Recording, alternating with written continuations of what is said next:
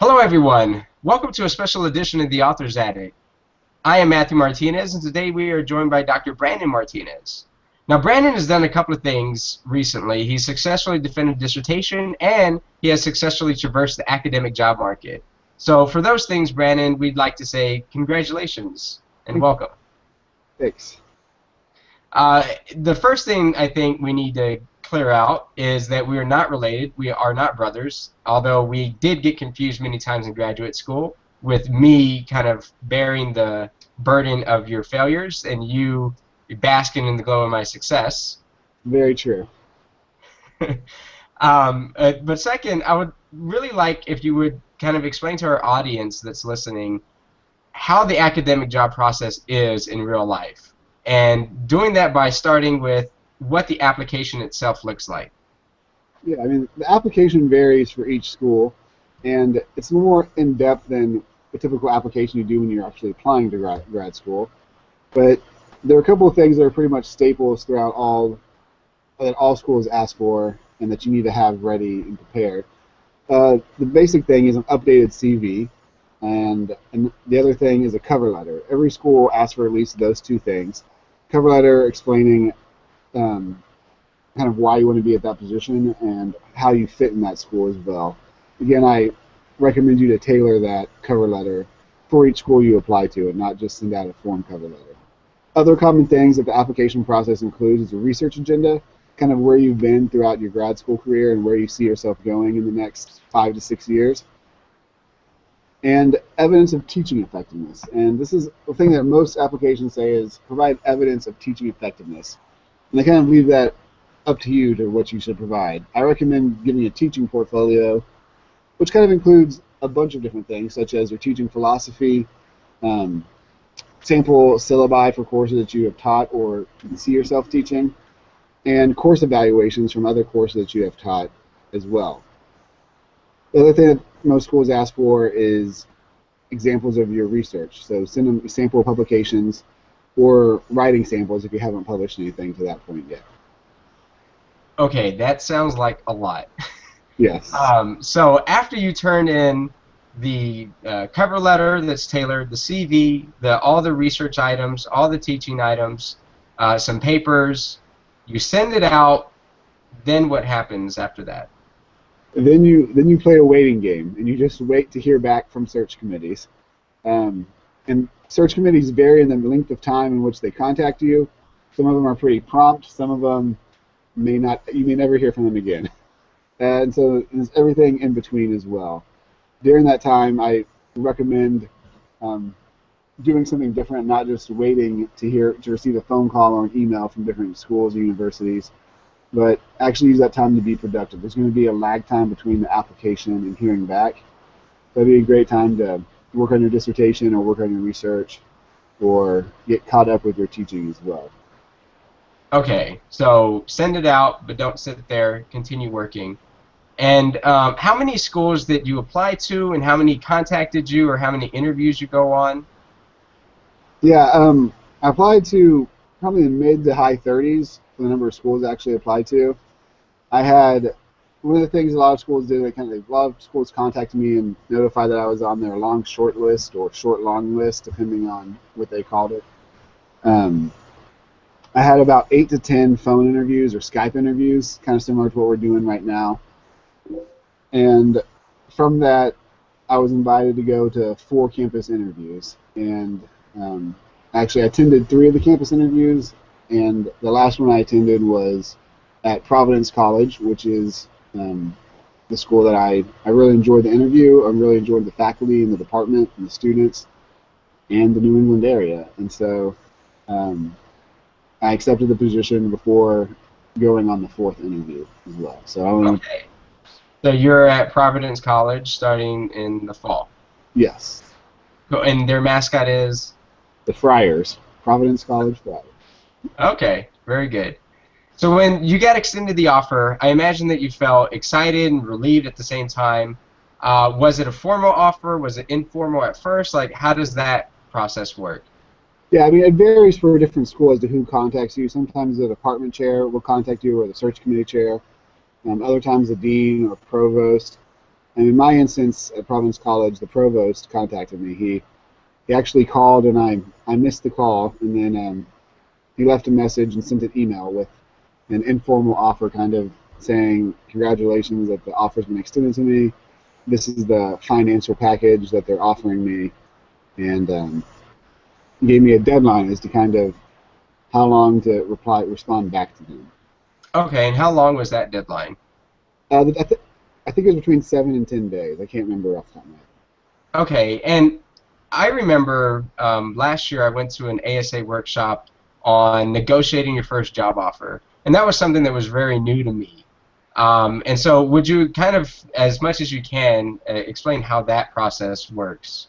Yeah, I mean, it was definitely uncomfortable. I feel like it was a new process to me as well. I've never, like, negotiations not a natural thing for me, I guess. Um, but yeah, the process was kind of figuring out what to negotiate. I talked to my dissertation advisor as well as my department chair and graduate program director. And I recommend anyone who gets a job offer talk to people as well before you sign it, and to kind of see what you can negotiate and what's best to negotiate as well. In my case, we talked a little bit about the salary, the starting salary, and I'm just graduated from Baylor University, which is in Waco, Texas, and Rhode Island, or Providence College is in Rhode Island, and so we also negotiated a moving package as well as we make the 2,000-mile journey to the Northeast. And so we also could talk about software and computer systems as well. Okay, so it seems like it's more than just salary that is negotiated. Yeah. Okay. I think you could also negotiate course load as well. Okay. And so those are some of the things that you would recommend that people know about and negotiate? Yeah, I would recommend thinking just beyond the initial starting salary. And again, talk with your dissertation advisor and your department chair. Whoever does the hiring for at your school, talk to that. That's probably the best person to talk to about what to negotiate with. Okay, that's very good advice. I know that I've gone through this process as well, and you never think about the job offer because it seems so distant, but that's good advice for when people actually do get one. And you're so excited when you get it too. You don't. The other thing to know is you're not going to take the job offer away if you negotiate. You're not going to offend them. So don't be afraid to negotiate as well. That's great advice. Also, would you give some advice to students who are just beginning, right? Because we're talking about, you're finished your dissertation, you're about to graduate, but what would you do over again, or what advice would you have for students who are beginning first, second year of a 5 or 6 year PhD program? Yeah, I think the best thing to do is to go to a school with somebody with the same last name as you and take credit for all their work. But no, in all seriousness, I think the biggest thing to do is to kind of transition and see graduate school not just as continuing your education, but really starting your career as well. And so don't approach grad school as just each class is into itself, but look beyond actual graduation. The point of going to grad school isn't to get a PhD. It's to make an impact on the field and to obtain a tenure-track position somewhere, hopefully. And so work towards those goals while you're in grad school. One of the things that I did that I think was really effective for me was for the classes that I took, most classes you have to do a large research paper, and I would incorporate the papers I was working on for those classes as well. And so then I'd get my professor's feedback before sending them out for reviewers. And it's a good way to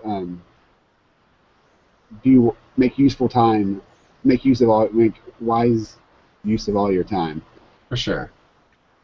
You have a very limited amount of time, and you don't want to spend a lot of it trying to make a great paper for a class you don't care about that much. Or it doesn't relate as much as another course would. Exactly, yeah. And so, I mean, I think I told you this advice. Your goal is to get published, not to impress your professors. So write to get published, not just for the class as well. Okay, so that's great advice for someone who's just starting, who may not be thinking about the job process. But your advice is really that it begins day one. The career is actually started once they enter into grad school. Your academic career starts at grad school. It doesn't start when you graduate. Okay, and on top of that, so what would your advice be for people who are, about to hit the job market? Yeah, for people about to hit the job market, um, I would say that it's an emotionally strenuous time, as you're aware as well, Matt. Um, I think the biggest advice I would have is to find somebody who you could talk with who also knows about the job market as well. Don't just talk to your buddy or even sometimes your spouse, unless the spouse is also an academic. Um, but to have somebody who's going through it as well who you could trust and talk with. I know you and I, throughout most of the job search process, were able to kind of talk and kind of decompress and navigate as well. Yeah, no, it was good to enjoy the lows and the highs, all the rejections that we both got, Yeah. and then to celebrate in the offers that we got. So yeah, that would be my advice as well. It's not a solo process. It's something that should be done in community. Well, Brandon, thank you for your time. Once again, congratulations. Thank you. All right, and ladies and gentlemen, thanks for listening. Hopefully that was some good advice that you can take to heart and think about as you go forth. And I think one thing that I would advise or to recommend is that don't give up, don't lose heart. You will get an offer, and if not, then there are other options as well. But uh, things will work out. And so with that, thanks for joining us. Hope to see you guys back on future installments of The Author's Attic. Check us out on Social Problems Journal on Facebook and at Social Problems Journal on Twitter. Thank you. Good night.